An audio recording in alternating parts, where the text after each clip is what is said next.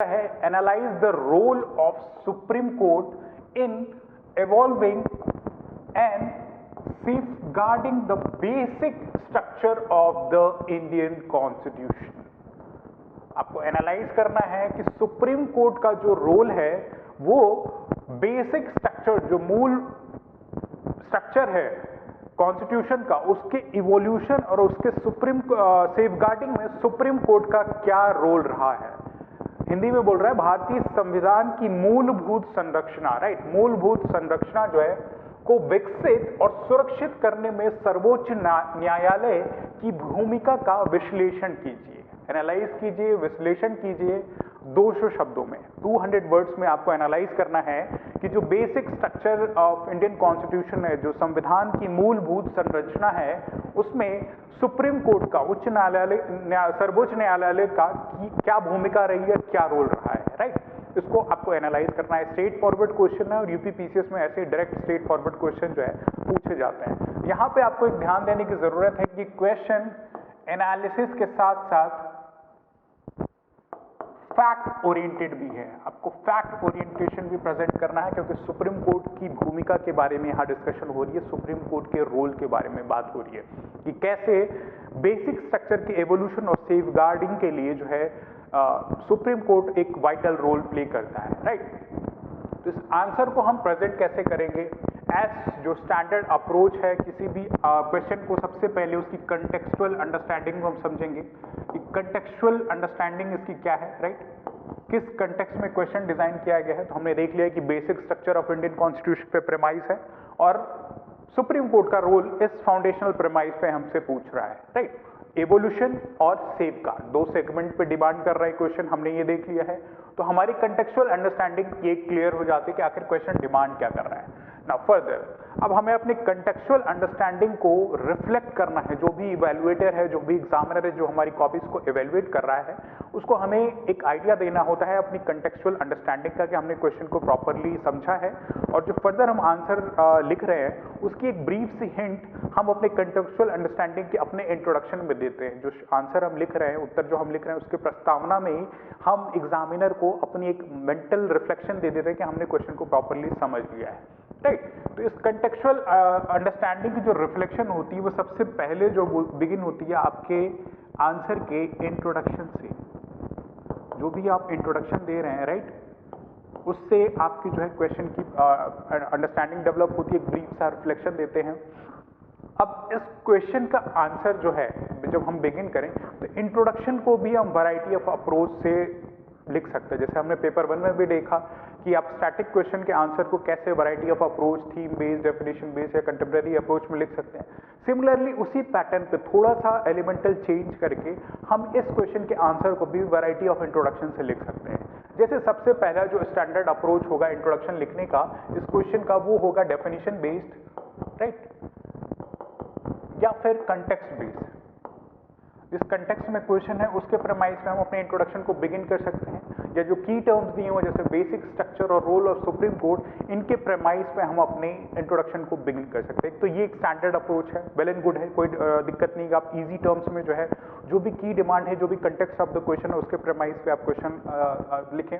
जैसे यहाँ पे basic structure of Indian constitution के बारे में दिया है, तो एक ब्रीफ सा इंट्रोडक्शन आप देख सकते हैं कि basic structure of Indian constitution has been instrumental in protecting the core principles of Indian Constitution, and it has played a vital role against arbitrary amendments, right। तो हमने एक डिस्कशन दे दिया, right, basic structure of Indian constitution की कि instrumental role play करता है constitution values को protect करने में। Against what? Against arbitrary amendment. Parliament जो अमेंड करके कॉन्स्टिट्यूशन के प्रोविजन को चेंज कर सकता है, उसके अगेंस्ट जो चेक है वो डॉक्ट्रिन ऑफ जो बेसिक स्ट्रक्चर है वो एक वाइटल रोल प्ले करता है कि कोई भी आर्बिट्री अमेंडमेंट न किया जाए। तो हमने पहले पार्ट ऑफ द सेगमेंट में ये, अगर कंटेक्चुअल अंडरस्टैंडिंग में अपने डेफिनेशन को लिख रहे हैं तो ये बोल सकते हैं। एंड सेकेंडली सुप्रीम कोर्ट का जो रोल है कि supreme court has played a vital role through the use of judicial review to protect the basic feature या basic structure of the institution constitution. तो पहले सेगमेंट में हम जो है इस अप्रोच में ये लिख सकते हैं कि जो डॉक्ट्रिन ऑफ बेसिक स्ट्रक्चर है, right, doctrine of basic structure है, जो डॉक्ट्रिन ऑफ बेसिक स्ट्रक्चर है वो क्या रहा है, कीवर्ड्स अगर हम यहां पे लिखें तो instrumental role, right, instrumental role play करता है किस चीज के लिए, जो कोर प्रिंसिपल्स ऑफ कॉन्स्टिट्यूशन है, जो कोर प्रिंसिपल्स ऑफ कॉन्स्टिट्यूशन है उनको प्रोटेक्ट करने के लिए, core principles of Indian constitution. तो सेकंड की टर्म्स हम यहां यूज कर सकते हैं, core principles of Indian constitution को प्रोटेक्ट करने के लिए एक वाइटल रोल प्ले करता है, right. Against what, against what, जो नेक्स्ट की टर्म हम यूज कर सकते हैं, against arbitrary amendment, against arbitrary amendments, right। तो इंट्रोडक्शन के पहले ही पार्ट में हमने 3 कीवर्ड्स डाले, इंस्ट्रूमेंटल रोल है, कोर प्रिंसिपल्स ऑफ कॉन्स्टिट्यूशन है, आर्बिट्री अमेंडमेंट के अगेंस्ट में, किस लिए, ईथोस ऑफ इंडियन कॉन्स्टिट्यूशन को प्रोटेक्ट करने के लिए, right, ethos of Indian constitution,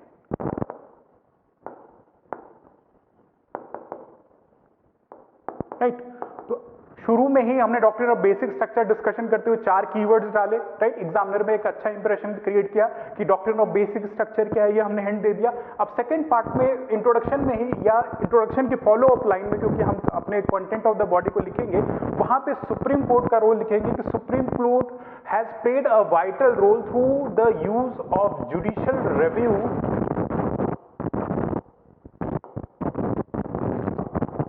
in safeguarding, जो यहां पे दिया है ना, safeguarding the basic structure of Indian Constitution, right. तो 4-5 कीवर्ड्स हमने अपने इंट्रोडक्शन में ही इंप्लिसिट कर दिया, इंट्रोड्यूस कर दिया, जो कि एग्जामिनर को एक इन्फ्लुएंस क्रिएट करेगा आपको इंट्रोडक्शन पे ही मार्क्स क्रिएट करने का। और जो कीवर्ड्स आपने रखे हैं, इन कीवर्ड्स के बिहाफ पे एक ब्रॉडर एक्सप्लेनेशन आप दे रहे हैं, हर एक की टर्म जो अपने आप में एक बहुत सारी बातें कन्वे कर रहा है, लेकिन कीवर्ड्स का यूज करके जो हमने 200 वर्ड की लिमिट है उसमें अपने आंसर को रिफ्लेक्ट कर सकते हैं। यू कैन सी कि ये कीवर्ड्स आप डाल सकते हैं अपने इंट्रोडक्टरी पैटर्न में, जो कि आपके डेफिनेशनल या कंटेक्चुअल अंडरस्टैंडिंग पे प्रेमाइज है।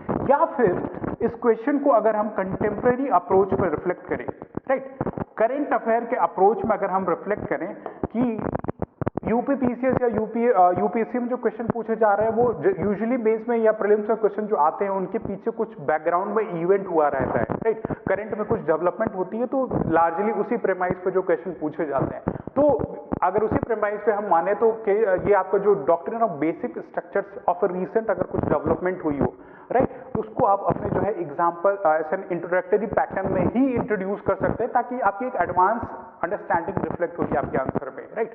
एग्जामिनर को लगेगा कि आप तो इसके थीमेटिक अप्रोच से वेल अवेयर हैं ही, लेकिन आपकी जो कंटेम्प्रेरी अंडरस्टैंडिंग है, जो करंट की अंडरस्टैंडिंग है, वो कहीं ना कहीं वे एडवांस है, राइट। अपने पेयर ग्रुप से आप थोड़े एडवांस लेवल पे हैं, जो कि आपके वैल्यू एडिशन या डिफरेंसेस क्रिएट करते हैं बाकी आपके फ्रेंड ग्रुप से जो आपके आंसर्स इंट्रोडक्शन होंगे उन पे। जैसे ऑफ रीसेंट जो है सुप्रीम कोर्ट ने इन 2023 जो है एक रिव्यू पिटिशन फाइल किया गया था केशवानंदा भारती केस से रिलेटेड, जो है जो जजमेंट है उसके बिहाफ पे उस जजमेंट को रिव्यू करने के लिए पिटीशन फाइल किया, लेकिन सुप्रीम कोर्ट ने जो है उस रिव्यू पिटीशन को जो है हटा दिया, और जो जजमेंट है केशवानंदा भारती केस का जो जजमेंट दिया गया था 1973 उसको अपहेल्ड रखा है, राइट। तो इंट्रोडक्टरी पैटर्न में आप इसको डाल सकते हैं, beginning of the statement recent year 2023 supreme court has upheld the Kesavananda Bharati case judgment in its review petition, thus displaying its vital role as a safeguard या custodian of Indian Constitution or for that matter protecting the basic structure of Indian Constitution, right? ये भी एक अच्छा approach है। यहाँ पे आप keywords डाल सकते हैं, यहाँ पे आप कंटेम्प्रेरी डायमेंशंस पे अपने इंट्रोडक्शन को जो है रिप्रेजेंट कर सकते हैं, ताकि एक डाइवर्सिटी क्रिएट हो आपके आंसर में, आपकी जो है नॉलेज का प्रॉपर डिस्प्ले हो। कंटेंट में तो हम इस क्वेश्चन के कंटेंट में तो हम अपना जो कोर क्रक्स है वो तो डालेंगे ही, राइट। यहाँ पे हमने सुप्रीम कोर्ट का जो इंट्रोडक्शन के बाद जो लाइन रखी थी कि supreme court has played a vital role through the use of judicial review in safeguarding the Indian constitution, right. हमने यहाँ पे जो है ऑलरेडी एक फॉलो अप स्टेटमेंट यहाँ पे ऐड कर दिया है कि सुप्रीम कोर्ट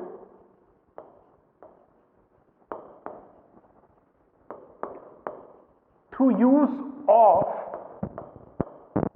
या through judicial review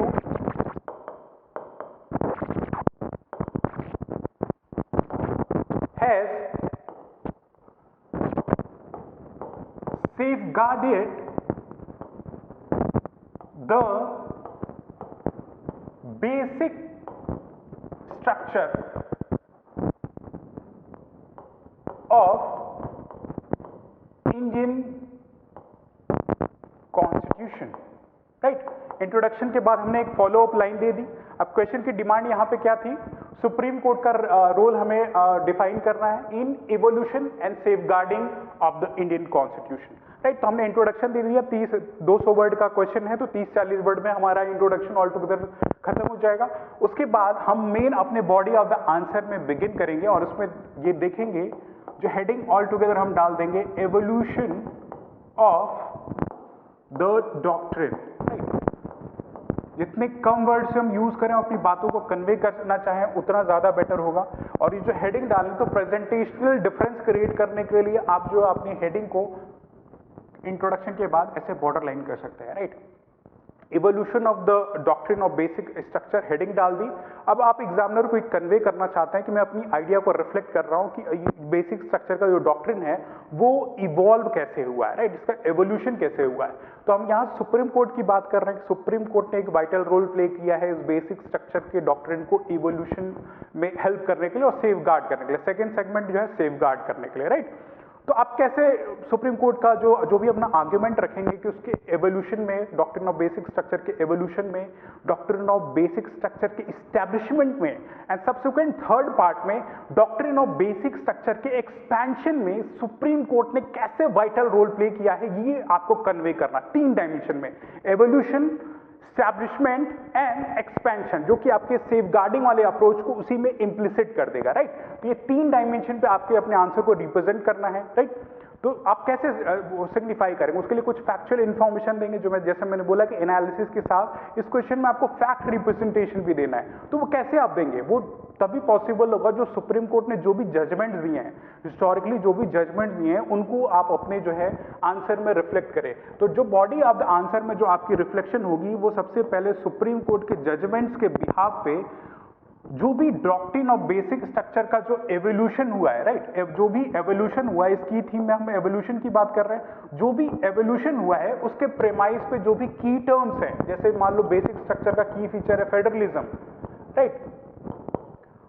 तो इन चीजों का जो भी एवोल्यूशन हुआ वो आप अपने सुप्रीम कोर्ट के जजमेंट पर रिफ्लेक्ट करें, राइट। जो भी जजमेंट दिए हैं उसमें क्या सुप्रीम कोर्ट ने बोला है, या पार्लियामेंट का जो अमेंडमेंट पावर है, जो आर्बिट्री अमेंडमेंट पावर है, उस पर सुप्रीम कोर्ट ने कैसे डेफिनेशन दी है कि पार्लियामेंट किन चीजों को अमेंड कर सकता है, किसको नहीं कर सकता है, वही एवोल्यूशन में आप दिखाएंगे, राइट। तो जजमेंट्स का यूज करें जो की टर्म से कैसे इवॉल्व हुआ और जो भी उससे रिलेटेड चीजें हैं, राइट। तो एवोल्यूशन में आप जो भी सुप्रीम कोर्ट के जजमेंट हैं उनको आप रिफ्लेक्ट कर ले।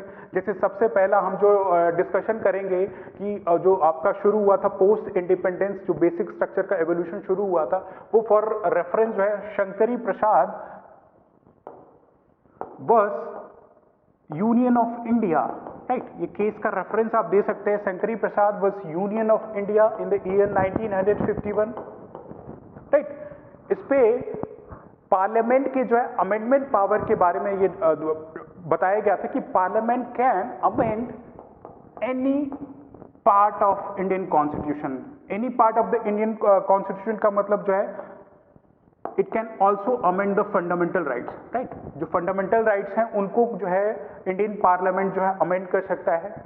सुप्रीम कोर्ट ने पहला ये ओपिनियन दिया था कि ठीक है भाई, पार्लियामेंट जो है आपका इस केस में शंकरी प्रसाद वर्सेस यूनियन ऑफ इंडिया में कि parliament can amend the any part of the Indian constitution including fundamental rights, right. And subsequently फिर फर्दर हम देखेंगे इन द ईयर 1965, राइट। यहाँ 1951 के बाद इन द ईयर 1965 फर्दर जो है सुप्रीम कोर्ट अपने इस डिसीजन पे स्टैंड करता है और फिर से रिपीट करता है कि parliament can amend any part of the Indian constitution. लेकिन यहाँ पे एक डिबेट क्रिएट हो जाता है सोसाइटी में, दैट इज इम्यूटेबल कैरेक्टर।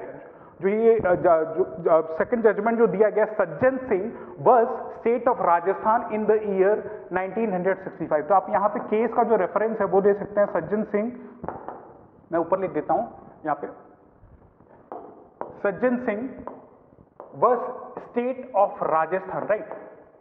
ये केस का रेफरेंस दे सकते हैं, लेकिन यहाँ पे की टर्म दें कि वो प्रीवियस जजमेंट को अपहेल्ड किया, लेकिन एक डिबेट एराइज हुई regarding what, regarding immutable character of the judgment, previous judgment, right, कि इसको चेंज नहीं किया जा सकता, एकदम ब्रह्म सत्य बना लिया है कि अभी तो जो सुप्रीम कोर्ट ने बोला वो सही है। तो ऐसे आप केसेस का रेफरेंस दे सकते हैं अपने बॉडी ऑफ द आंसर में। जो भी डॉक्ट्रिन का एवोल्यूशन हुआ, इसके बाद आप देखेंगे गोलकनाथ केस में जो है 1967 में जो है एक चेक लगा दिया जाता है कि parliament can not amend any part of the Indian constitution, parliament can not amend जो है all part of the Indian constitution, एक लिमिटेशन लगा दी, जिसको further through parliamentary amendment of 24th constitutional amendment, जिसको बोलते हैं कि वो गोलकनाथ केस की जो जजमेंट है उसको सबवर्ट कर दिया और फिर से ये बोला कि parliament can amend any part of the Indian constitution, right. तो एवोल्यूशन में इन 3-4 केसेस के बारे में जो है आप अब जो है अपनी केसेस का जजमेंट अलोंग क्या डेवलपमेंट्स हुई उनको रिफ्लेक्ट कर सकते हैं, राइट। गोलकनाथ केस के बाद 1973 में फिर केशवानंदा भारती केस आता है। तो एवोल्यूशन में हमने 3-4 जो है अपने केसेस सुप्रीम कोर्ट के जजमेंट बता दिए, क्या हुआ वो बता दिए। अब हम बताएंगे सेकेंड हेडिंग में establishment of the doctrine, right, establishment of the doctrine.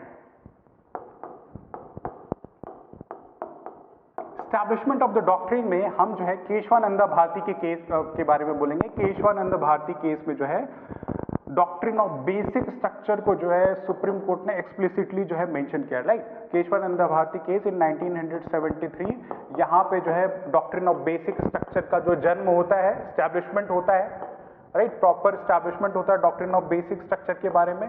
और ये बोला जाता है कि parliament has certain limitation on amendment of the Indian Constitution, जो कि डॉक्ट्रिन जो भी कॉन्स्टिट्यूशन के बेसिक स्ट्रक्चर हैं उनको जो है पार्लियामेंट अमेंड नहीं कर सकती, राइट।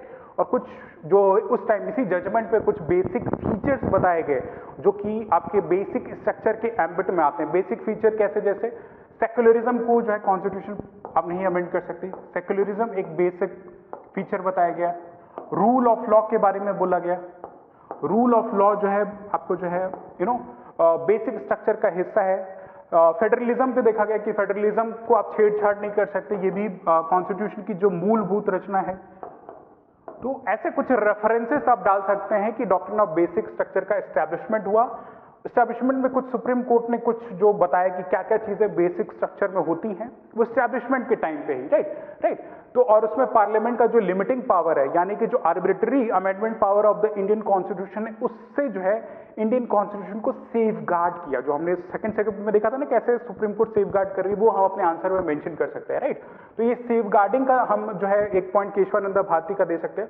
और थर्ड पॉइंट जो है फिर फर्दर जो है हम थर्ड पॉइंट अपने आंसर में बेसिक स्ट्रक्चर का जो एक्सपेंशन हुआ है, राइट।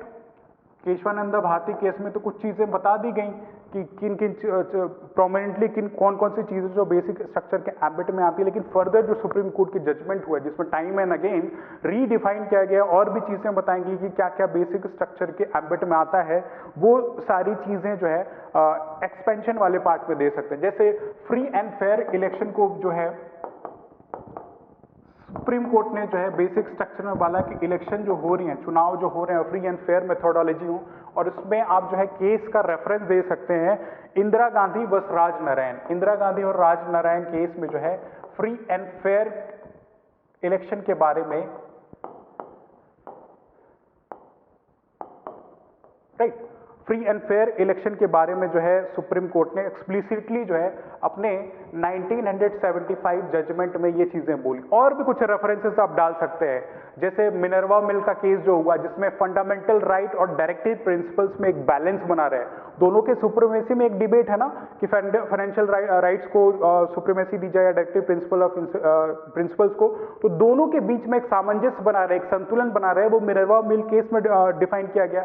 सब्सिक्वेंटली वैसे ही एसआर बोमई केस में जो है आप देखेंगे 1994 में एसआर बोमई केस में जो है फेडरलिज्म पे जो है फोकस रखा गया। साइमल्टेनियसली सेकुलरिज्म पे जो है सुप्रीम कोर्ट ने बताया कि सेकुलरिज्म जो है आप जो है इंडियन कॉन्स्टिट्यूशन का जो है बेसिक स्ट्रक्चर में, डॉक्ट्रिन ऑफ बेसिक स्ट्रक्चर के एम्बिट में इम्प्लिसिट है। तो ये केसेस का रेफरेंसेस देके आप अपने मेन जो बॉडी ऑफ द आंसर है उसको एनरिच कर सकते हैं। तो ये रिप्रेजेंटेशन आप देखोगे, अगर 200 वर्ड में लिखना है तो कैसे आप रिफाइंड वे से लिखोगे।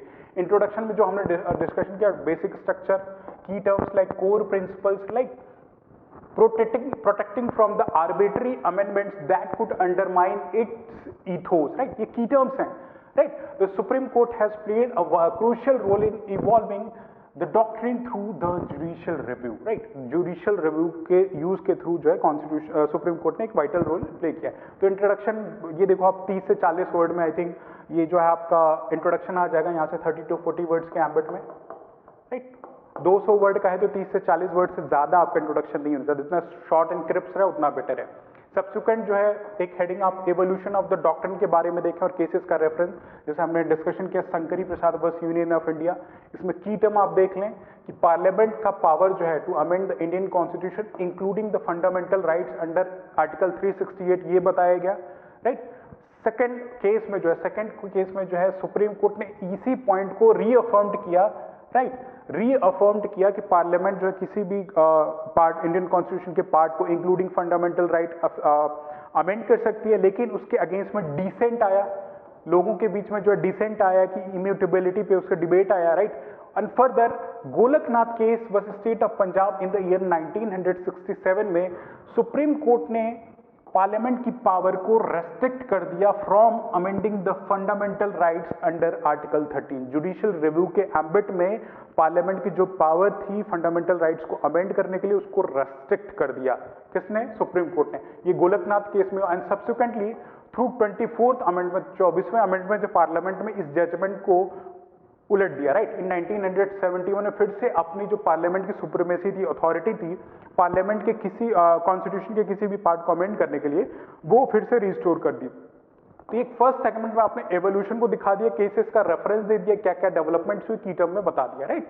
सेकंड सेगमेंट में जो हमने डिस्कशन किया एस्टैब्लिशमेंट इस डॉक्ट्रिन का कैसे हुआ कि इस 24th अमेंडमेंट के बाद जो कि 1971 में हुआ, 1973 में केशवानंदा भारती केस ने जो है स्टैब्लिश किया कि पार्लियामेंट के अमेंडमेंट्स जो हैं वो इंडियन कॉन्स्टिट्यूशन के बेसिक स्ट्रक्चर को डिसमेंटल नहीं कर सकते, और कुछ रीजनेबल रेस्ट्रिक्शंस रखी और जो कुछ की फीचर्स हैं, जो की basic structure of the Indian constitution के जो की फीचर है उनको भी अपने इस जजमेंट में डिफाइन किया, जैसे सेक्युलरिज्म, डेमोक्रेसी, फेडरलिज्म, राइट?